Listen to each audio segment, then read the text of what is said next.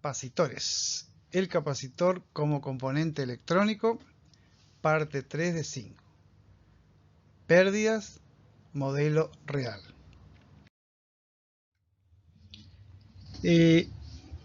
Generalmente se trabaja como un componente electrónico ideal, o sea, se comporta tal cual presenta la teoría. Esto en la práctica no es siempre así. Entonces se suelen hacer lo que se llaman modelos. Así como existe modelos matemáticos, existe, a veces se le llama circuito equivalente. Pero prefiero no llamarle circuito equivalente porque a veces, por ejemplo, ponemos dos capacitores en paralelo y tenemos un circuito equivalente de capacitores paralelos. O lo mismo, resistores en serie, el circuito equivalente. En este caso, en realidad, sería más correcto hablar de un modelo. Entonces, por ejemplo, acá aparece el caso de una situación de un capacitor real. El título dice tangente de delta. Vamos a ver para qué. Un capacitor geométricamente construido tiene dos materiales conductores separados por un material no conductor aislante y, como ya dije en la presentación anterior, preferiblemente dieléctrico, un material que no conduce bien la electricidad. En realidad, ese dieléctrico, como no es un aislante perfecto, es como que presenta una pequeña resistencia entre las placas, entre las armaduras del capacitor, que está representado en el dibujo de la izquierda, como varios resistores entre placa y placa, o sea, como resistores distribuidos en el dieléctrico. Esos resistores están en paralelo y podríamos sumarlo y hacer un solo resistor que le ponemos afuera. Entonces acá estaríamos en presencia de un modelo circuital de un capacitor real. Los modelos generalmente se hacen con componentes ideales. O sea que acá vemos que un capacitor, que es un capacitor ideal, a veces se le llama puro, en realidad en la práctica no se presenta así, sino que aparece, entre otras cosas, por ejemplo, una fuga en el dieléctrico, porque no hay ni un dieléctrico perfecto, y para obtener esa perfección tiene mucho costo. Entonces tenemos que buscar una solución de compromiso entre costo y beneficio. La cuestión que los capacitores prácticos presentan una resistencia que sería debido al dieléctrico, y esto genera una pequeña fuga. Entonces, una primera aproximación a un capacitor real sería un capacitor ideal, o sea, también conocido como capacitor geométrico o físico, y en paralelo un resistor. Recuerden, ahora ese capacitor ideal y el resistor es ideal, y entre esos dos forman el equivalente a un capacitor real. Entonces, debido a las fugas del dieléctrico, que no tiene una resistencia de aislación infinita, tenemos un resistor en paralelo. Ahora vamos a analizar qué ocurre con ese capacitor que presenta pérdidas, que es normal para un equipo real, cuando se le aplica corriente alterna, o sea, corriente con frecuencia variable.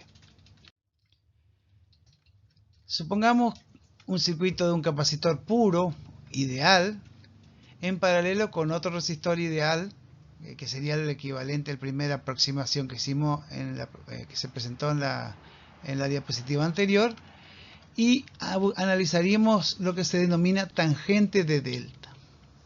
Entonces imaginemos un capacitor por el cual, conectado a una fuente de corriente alterna, entonces circulará una corriente que acá le llamé I sub C en paralelo con una corriente I sub R. La corriente I sub C es la que pasa por el capacitor porque está trabajando en alterna, y la I sub R es la que estaría pasando por el resistor. Ese resistor no está afuera, ese resistor está incorporado en el material del dieléctrico. Entonces podemos hacer un fasor donde presentamos la corriente del capacitor que está a 90 grados de la corriente en el resistor. La corriente en el resistor estará en fase con la tensión de alimentación, que recordemos que es alterna. No interesa en este caso la frecuencia, pero es alterna. Entonces, entre la suma vectorial de la corriente de derivación por el resistor y la corriente por el capacitor, me dará la corriente total de entrada a la que suministra la fuente, que en el esquema del fasor está indicado con color verde. Se puede ver la que sería la diagonal, la hipotenusa en este caso de este triángulo. Fíjense que ahí podemos reconocer dos ángulos, phi y delta. Phi es el clásico ángulo que se trabaja en electrotecnia entre una corriente, digamos, desfasada y una corriente fija o resistiva. En este caso, la corriente es capacitiva. Pero no vamos a analizar ese ángulo phi, sino que su alterno interno, que le llamaremos delta. Delta minúscula, recuerda que el delta mayúscula es como un triangulito, y el delta minúscula es como se presenta en la figura. Entonces, si nosotros planteamos la tangente de ese ángulo delta, sería en realidad la I sub R dividido I sub C. La I sub R me da idea de pérdida, porque esa parte no se está comportando como capacitor, se está yendo por el resistor. Y solamente el resistor, por efecto Joule, genera calor, disipación de calor.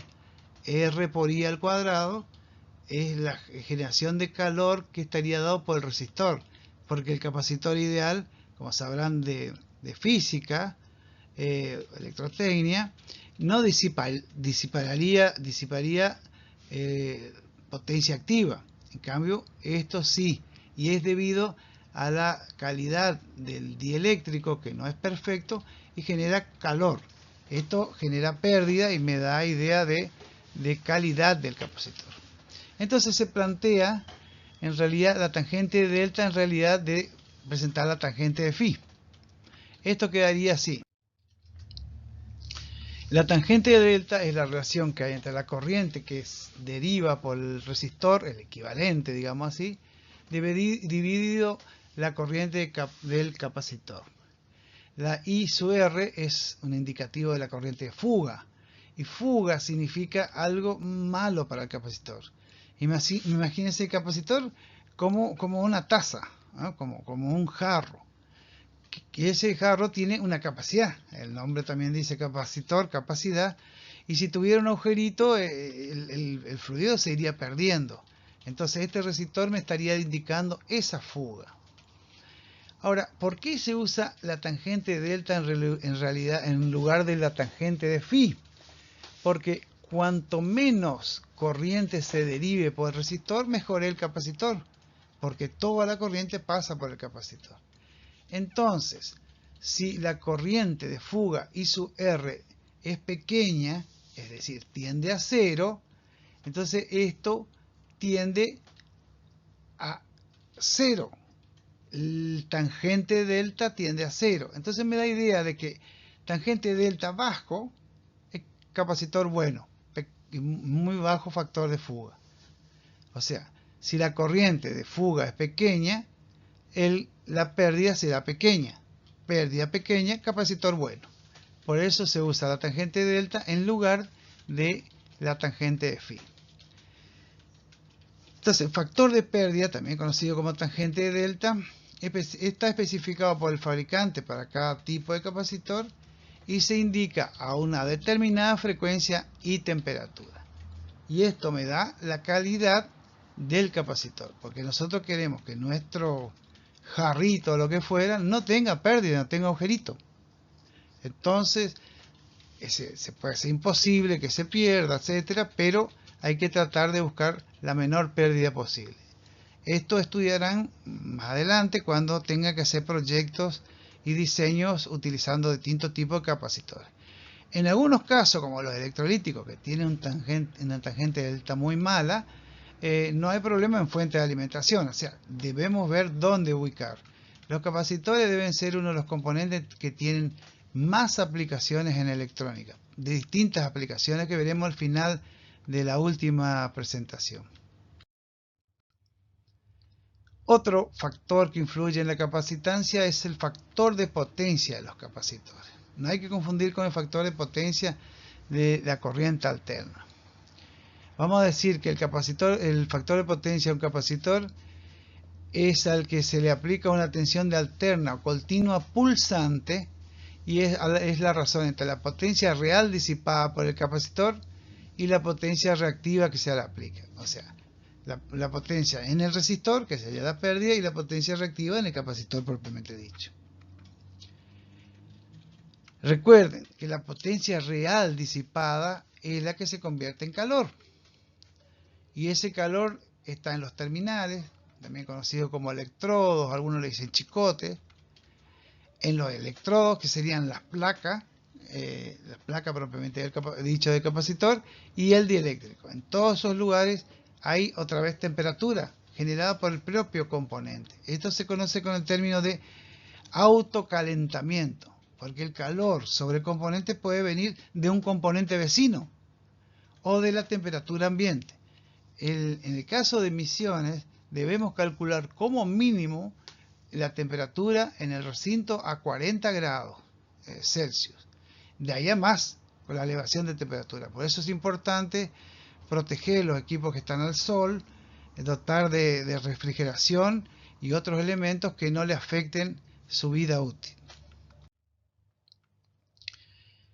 El factor de potencia engloba, en este caso, del capacitor, no confundir el factor de potencia de electrotecnia.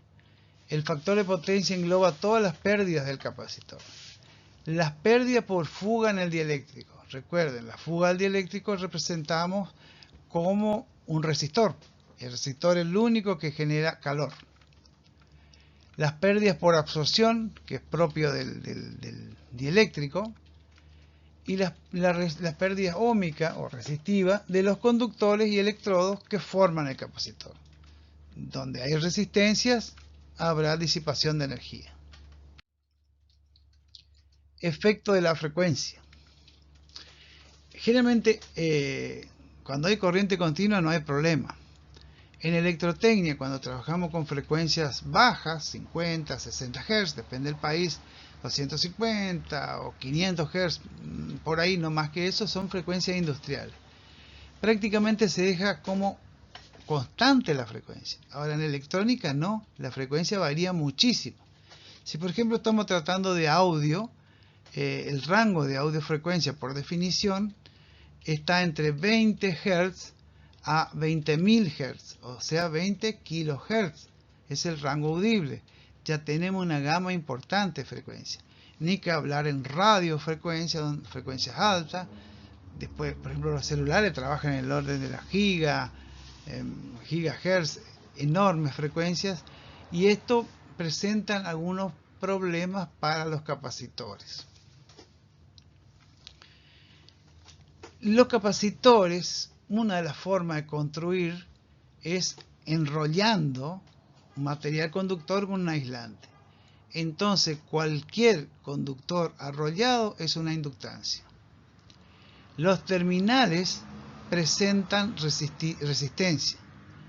El dieléctrico, que ya vimos en la presentación anterior, también representa una resistencia. Y el propio capacitor.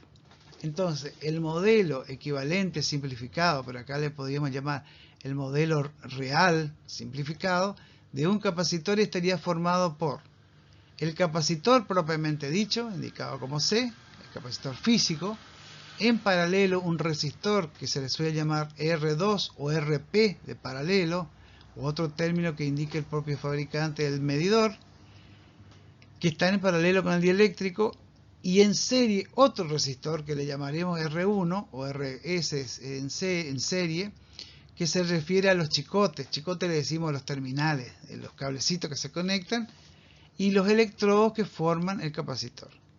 Y a su vez, en serie con este, una bobina, que acá se indica con la letra L, de inductancia.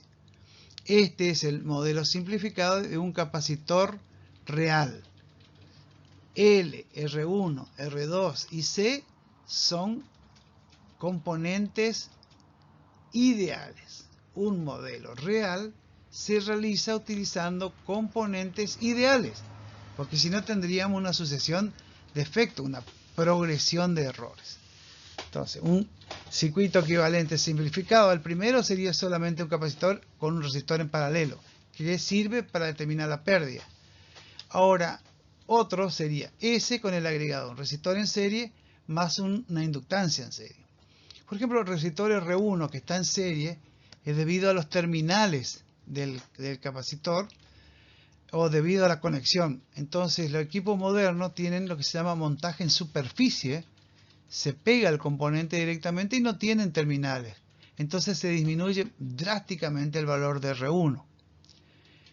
Hay tipos de capacitores especiales donde se compensa las vueltas del dieléctrico y se minimiza la inductancia.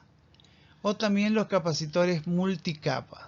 Los capacitores multicapas son capacitores que no están arrollados y para obtener una gran capacidad en bajo espacio se hacen así un triple, un sándwich de capacitores, y esos se ponen en paralelo y se obtienen los capacitores pequeñísimos que usan nuestros celulares. Con eso se disminuye muchísimo. Directamente desaparece esa L, la inductancia, desaparece R1 y depende de la calidad del material se minimiza R2.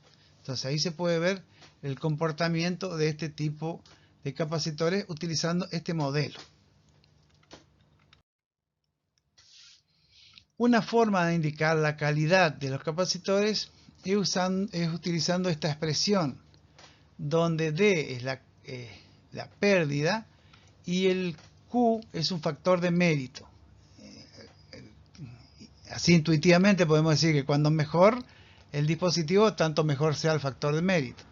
Fíjese que está dado por la pulsación omega 2πf, la frecuencia está siempre por la resistencia en paralelo, o sea la del dieléctrico, y por la capacidad, más la pulsación por la resistencia en serie por la capacidad. Frecuencia de autorresonancia. Vimos anteriormente que el circuito aproximado, el más completo por lo menos de un capacitor real, está formado por dos resistores, uno en serie y otro en paralelo, y a continuación una inductancia en serie y el capacitor en serie de la resistencia en paralelo. Si yo permuto el resistor por una cuestión solamente didáctica, tengo una inductancia y una capacitancia. Tengo una inductancia y un capacitor. Recordando que la resonancia se presenta cuando la reactancia inductiva sea igual a la reactancia capacitiva. En el caso que se presenta resonancia, si esas reactancias o impedancias son iguales, no existe el componente, es un resistor. Entonces no hay capacitor. Y esto genera inconvenientes. Entonces, por debajo de la frecuencia de resonancia, cuando XL no es igual a XC, el capacitor presenta solamente reactancia capacitiva, que es lo que se pretende la mayoría de las veces. Ahora, llega a una frecuencia donde la resonancia se puede obtener por variación de frecuencia o por forma de construcción. Para evitar que RL sea igual a RC, hay que trabajar una frecuencia distinta de la frecuencia de autorresonancia que da el fabricante. Ahora, se puede trabajar por debajo o por encima, pero si se trabaja por encima hay que pasarlo suficientemente rápido por la frecuencia de resonancia de manera que no aparezca este fenómeno no deseado. Frecuencia de autorresonancia es la frecuencia al cual el capacitor deja de ser un capacitor a una determinada frecuencia. Bueno, con esto damos por concluida la parte 3 de 5 de capacitores. Gracias, que sea útil.